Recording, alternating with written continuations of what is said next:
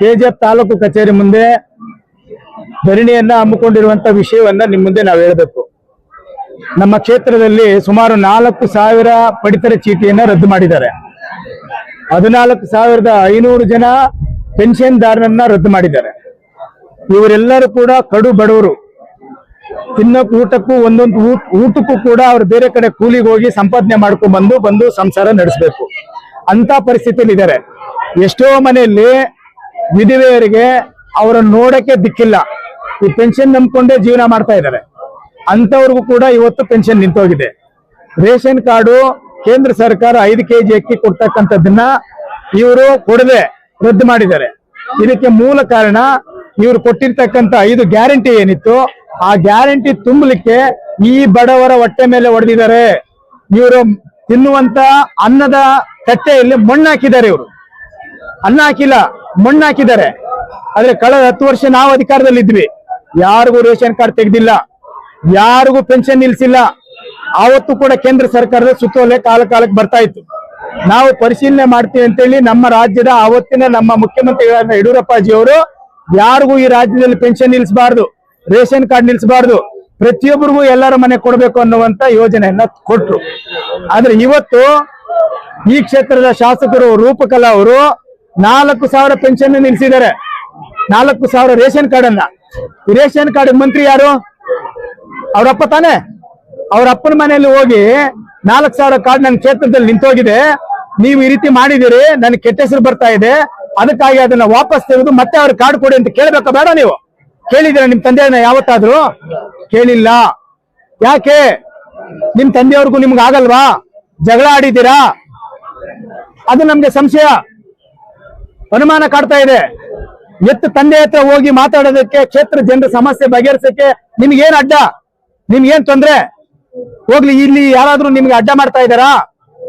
ಇಲ್ಲ ಕೋಲಾರಿಂದ ಬಂದು ನಿಮ್ಗೆ ಅಡೆತಡೆ ಮಾಡ್ತಾ ಇದ್ದಾರಾ? ನಾನು ಹೇಳ್ದೆ ಕೇಳಬೇಕು ಅಂತ ಏನೋ ವಾರ್ನಿಂಗ್ ಮಾಡ್ತಾ ಇದ್ದಾರಾ? ಇದು ಜನರಿಗೆ ಗೊತ್ತಾಗಬೇಕು, ನನಗಲ್ಲ. ನನಗೇನ್ ಗೊತ್ತಾಗೋದು ಬೇಡ. ಸಾರ್ವಜನಿಕರಲ್ಲಿ ಇದೊಂದು ಪ್ರಶ್ನೆ ಕಾಡ್ತಾ ಇದೆ, ಅನುಮಾನ ಕಾಡ್ತಾ ಇದೆ. ಯಾರಿಲ್ಲಿ ಶಾಸಕರು? ಓಟ್ ಹಾಕಿದ್ ನಿಮ್ಗೆ, ಗೋವಿಂದಗೌಡ್ರಿಗಲ್ಲ. ಈ ಕ್ಷೇತ್ರದ ಜನರಿಗೆ ಓಟ್ ಹಾಕಿರೋದು. ನೀವು ಆಡಳಿತ ಮಾಡಿ. ಯಾರು ಆಡಳಿತ ಮಾಡ್ತಾರೆ ಈ ಕ್ಷೇತ್ರದಲ್ಲಿ? ಬ್ಯಾಲೆನ್ನಿಂದ ಬಂದು ಈ ಕ್ಷೇತ್ರದಲ್ಲಿ ಆಡಳಿತ ಮಾಡ್ಬೇಕಾ? ಈ ಕ್ಷೇತ್ರದಲ್ಲಿ ನಿಮ್ಮನ್ನ ಗೆಲ್ಲಿಸಿದಂತ ಕಾಂಗ್ರೆಸ್ ಮುಖಂಡರುಗಳಿಲ್ವಾ? ಅವ್ರ ಮಾತು ಏನ್ ನಡೀತಾ ಇದೆ? ಈ ಕ್ಷೇತ್ರದಲ್ಲಿ ಇರ್ತಕ್ಕಂಥ ಒಬ್ಬ ಗುತ್ತಿಗೆದಾರರಿಗೆ ಇಲ್ಲಿ ಸಣ್ಣ ಕೆಲಸ ಇಲ್ಲ. ಆಂಧ್ರದವ್ರಿಗೆ, ಕೋಲಾರವ್ರಿಗೆ, ಬೆಂಗಳೂರು ಕೆಲಸ ಕೊಡ್ತಾ ಇದ್ದೀರಿ. ಇವತ್ತು ಸಾಲಗಳು ಮಾಡ್ಕೊಂಡು ಬಡ್ಡಿಗಳು ಕಟ್ಟಿದೀರಾ. ಬ್ಯಾಂಕಲ್ಲಿ ಸಾಲ ಮಾಡ್ಕೊಂಡು ಇವತ್ತು ಅವರು ಬೀದಿ ಪಾಲಾಗಿದ್ದಾರೆ. ಅವ್ರನ್ನೇನ್ ಮಾಡಿದಿರಿ? ಪೆನ್ಷನ್ ಯಾಕೆ ಕಿತ್ತಾಕಿದ್ರಿ? 14,000 ಪೆನ್ಷನ್, 80% ಕೇಂದ್ರ ಸರ್ಕಾರ ಕೊಡ್ತಾ ಇದೆ ಪೆನ್ಷನ್ ಹಣ. ಅದನ್ನು ನಿಲ್ಸಿದಿರಿ. ಯಾಕೆ? ಅವ್ರ ಹೊಟ್ಟೆ ಮೇಲೆ ಯಾಕೆ ಹೊಡಿತೀರಿ? ಅವ್ರೇನ್ ಕೋಟ್ಯಾಧೀಶರ? ಇನ್ಕಮ್ ಟ್ಯಾಕ್ಸ್ ಹೋಲ್ಡ್ರ ಅವರು? ಇವತ್ತು ನೀವು 4 ತಿಂಗಳಿಂದ ಪೆನ್ಷನ್ ಕೊಡದೆ, 4 ತಿಂಗಳಿಂದ ರೇಷನ್ ಕೊಡದೆ ಅವ್ರನ್ನ ಈ ತಾಲೂಕ್ ಕಚೇರಿಗೆ ನೀವು ಅಲದಾಡಿಸ್ತಾ ಇದ್ದೀರಿ. ಇಲ್ಲಿ ಬಂದ್ರೆ ಒಬ್ಬ ಗುಮಾಸ್ತ ಅವ್ರನ್ನ ಆಚೆ ಕಳಿಸ್ತಾರೆ. ಗುಮಾಸ್ತ, ಹೋಗಮ್ಮ ಯಾಕೆ ಬಂದೆ ಅನ್ನೋದು, ಹೋಗಪ್ಪ ಆಚೆ ಹೋಗ ಅನ್ನೋದು.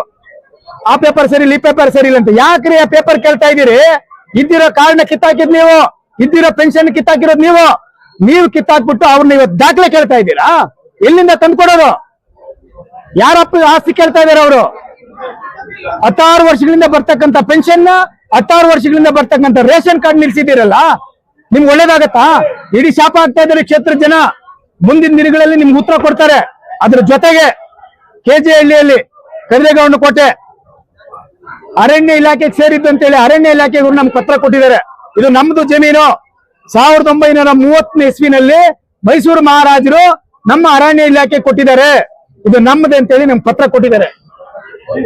ಆದ್ರೆ ನೀವು ಅಕ್ರಮ ದಾಖಲೆಗಳ ಸೃಷ್ಟಿ ಮಾಡಿ ಈ ಶ್ರೀನಿವಾಸಪುರ ತಾಲೂಕಲ್ಲಿ ಇರ್ತಕ್ಕಂಥ ಕಿತ್ತಂಡೂರು ಏನಿದೆ, ಆ ಕಿತ್ತಂಡೂರಿನ ಬ್ಯಾಲಹಳ್ಳಿ ಗೋವಿಂದಗೌಡರ ಸಂಬಂಧಿಕರಿಗೆ 60 ಎಕರೆ ಜಮೀನು ಮಾಡಿದಿರಿ ಅಂತ ಹೇಳಿ ಇವತ್ತು ದಾಖಲೆಗಳು ಹೇಳ್ತಾ ಇದೆ.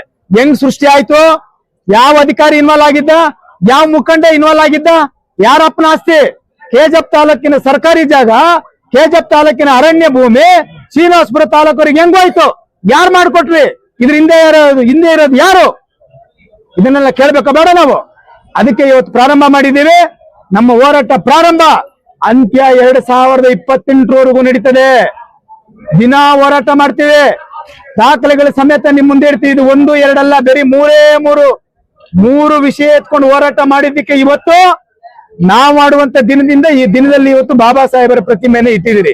ಬಾಬಾ ಸಾಹೇಬ್ ಅಂಬೇಡ್ಕರ್ ಅಂದ್ರೆ ನಮ್ಮ ಜೀವ. ನಾವು ಹುಟ್ಟು ಹೋರಾಟದಿಂದ ಬಂದಂತವ್ರು. ಈ 14ನೇ ತಾರೀಕು ಉದ್ಘಾಟನೆ ಮಾಡುವಂತದ್ದನ್ನ ಇಟ್ಕೊಂಡು ಇವತ್ತೇ ನೀವು ಉದ್ಘಾಟನೆ ಮಾಡಬೇಕು ಹೋಗಿದ್ದೀರಿ, ಮಾಡಿ ಸಂತೋಷ. ಇನ್ನು ಅಲ್ಲಿ ಪ್ರತಿಮೆ ಇಡುವಂತ ಜಾಗ ಬೆಡ್ ಹಾಕಿರೋ ಸಿಮೆಂಟ್ ಇನ್ನ ಕ್ಯೂರಿಂಗ್ ಆಗಿಲ್ಲ. ನೀನ್ ಬಿದ್ದೋಗುತ್ತೆ, ಸಿಮೆಂಟ್ ಅಲ್ಲ, ತರಾತುರಿಯಲ್ಲಿ ಮಾಡಿದಿರಿ. ಯಾಕೆ ಈ ಕಾರ್ಯಕ್ರಮ ಕೆಡಿಸ್ಬೇಕಂತ ಹೇಳಿ.